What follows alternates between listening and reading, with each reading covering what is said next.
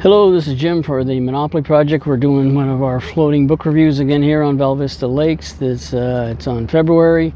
Unfortunately, it's a Bikini Girls Day off, so you only have me on the Monopoly Project yacht. Today we're here to review 3 books. All of them concern the history of Phoenix. One of them is a fictional book. 2 others are nonfiction books. And they're all concerned about the Gold Spot. We bought the Gold Spot building in downtown Phoenix last year, and we're researching history of it because it was built in 1925, and it's coming up on the 100th year anniversary, and so we're going to put up a website and make a big deal out of it. And so we're going to get to these 3 books. You can see it's a little cloudy and overcast in Phoenix, and it's cooling down a little, but we're here on the yacht, and so we're going to get started. We'll get back to you with our book here in a minute. Hello, this is Captain Jim on the Monopoly Project yacht. We're here on Bella Vista Lakes, and we're going to do our first book review today. As I said earlier, which concerns the history of Phoenix. We bought the Gold Spot building downtown, and we're looking to see what the story was. It was built in 1925. So the first book is a fiction book, and this is the book here, City of Dark Corners by Jon Talton. And so it's 256 pages, paperback. It was done only in 2021, so it's only a year or 2 old. The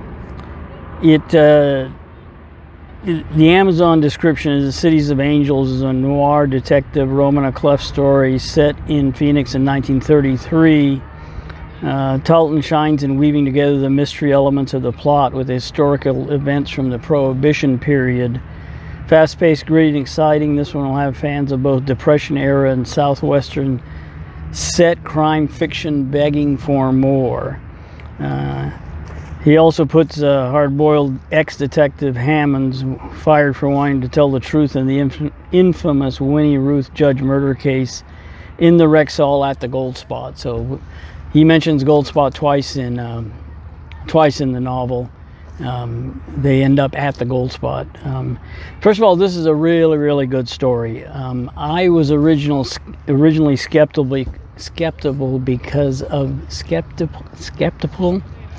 because of the author's background, Jon Talton. He's a newspaper columnist. He's worked all over, and I'll give you a little bio of him a little later. But he came through with a great book on the hard-boiled detective, the film noir, the Romana Clef, all of those things. It's really well done. So, a brief aside on Jon, as I said, he is a newspaper columnist in Phoenix, Denver, Charlotte, San Diego, Cincinnati, and now Seattle. He's a 4th-generation Arizonan, what if that's the right word. He was raised in downtown Phoenix, in that area where the Gold Spot is, and has direct knowledge of it. From his column, he writes a column, The Rogue Columnist. He had a piece on growing up in photos, and quote from his blog there. On the northeast corner was the Gold Spot holding Rexall drugs in Otis Kenilworth barbershop where I got my hair cut.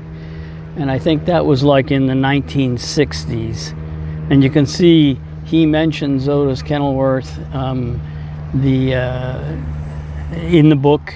In the fictional book, you can see right here where the character, he mentions Otis Kenilworth, who was apparently the barber at the Gold Spot, and was an African American, which was somewhat unusual in that he had both black and white clients at the barbershop, and Barry Goldwater is talking about it. And so that was the first mention of the book, of the Gold Spot in the book. So that's a little plus, but like I said, it's still a great story.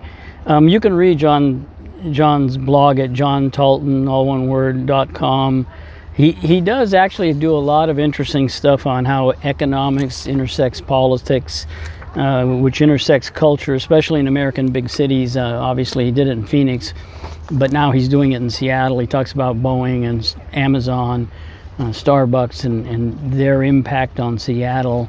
So it's if you're interested in that stuff, he actually does a pretty good job of it. He doesn't have obvious liberal heterodox views on it, and you'll see a little more of that later in both in this book and that he also wrote a nonfiction book of Phoenix history, which you will review next.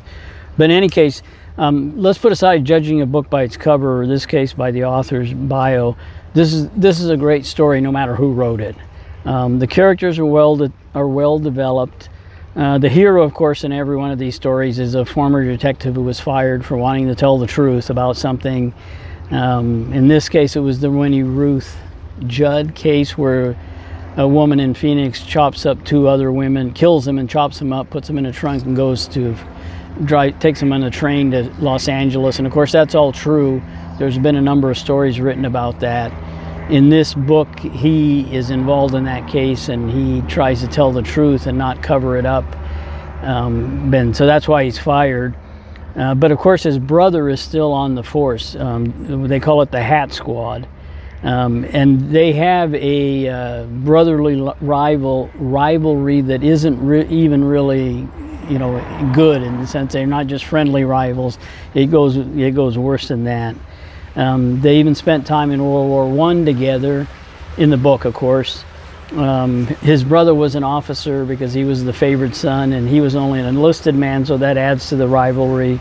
But there's great interpersonal dynamics between he and his brothers. Gene is the detective. I forget his brother's name, but in all of the characters, in all of them, there's lots of hard-boiled conversations, which I really like. Raymond Chandler obviously is the father of all this.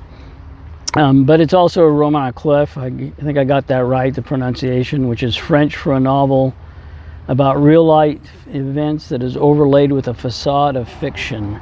So there's lots of real characters in this book, and obviously real sites like the Gold Spot. And he goes from one Phoenix historical site to another. So it's all historical sites, but there's lots of characters. And of course, the most well-known is Barry Goldwater, who was an Arizona senator and such, and he also ran for president and lost rather badly to Lyndon Johnson in 1964 with the famous atomic bomb ad, TV for one of the first times. So anyway, like I said, it's really good. I'll give a short plot summary with some spoilers. Gene Hammonds is the name of the detective, and he's obviously fictional, as is his brother. But he was a Phoenix detective on the so-called Hat Squad, and that was a real thing. They called themselves the Hat Squad. I don't know if it's because they wore hats or because they just needed a cool name. But so anyway, he makes his case in the book by solving a famous serial killer case in Phoenix, which was fictional. But then he wanted to tell the truth about the Winnie Ruth Judd case, which might have implicated both Phoenix in general and also some of the leading citizens. So he was fired, and of course now he has to work with as a private detective. But he's got a hot photographer girlfriend who does police photography and a lot of other stuff. That's a real interesting dynamic. It's a sort of a subplot, and it's very well done. He never really finishes it. He sort of implies what happens. Of course, not good, because this is a film noir. But at the end, when all is revealed, he sort of hints at that it didn't work out. But anyway, so his brother still works on the squad. They're still fighting. They're fighting about the past, the present, and about principles in general, and what Gene will and won't do. And that's why he got fired, because he wasn't willing to toe the line and follow the leader. So, but anyway, his brother brings him into a case where a girl is sawed up, and of course the powers that be, the police and all the big shots in Phoenix say it was a suicide, even though she was sawed into all little pieces. So of course, it could be more than that, obviously, but maybe it was a setup of Gene himself, and that's where the plot takes off. He finds 2 obvious suspects. He finds a few more, including Barry Goldwater. I really like how he brought Goldwater into it and weaved him into the story, and all of it. Well, there's enough truth in what he wrote that it's all plausible. And were Barry Goldwater still alive, he couldn't sue him for defamation, because Goldwater did have some shady connections. And that brings me to the last. It's a loving tribute to Phoenix, and so is his history book that I'm going to talk about next.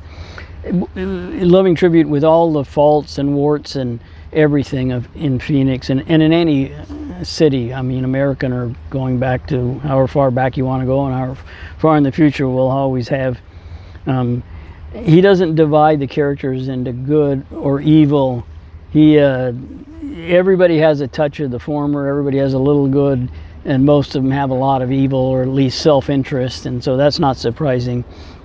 So the book is highly recommended. I think it's great. He also wrote, I think, another series of books set in Arizona, detective books, and I have not read those. I might go to those, but like I said, I highly recommend. What do I do with it? City of Dark. I'm getting there.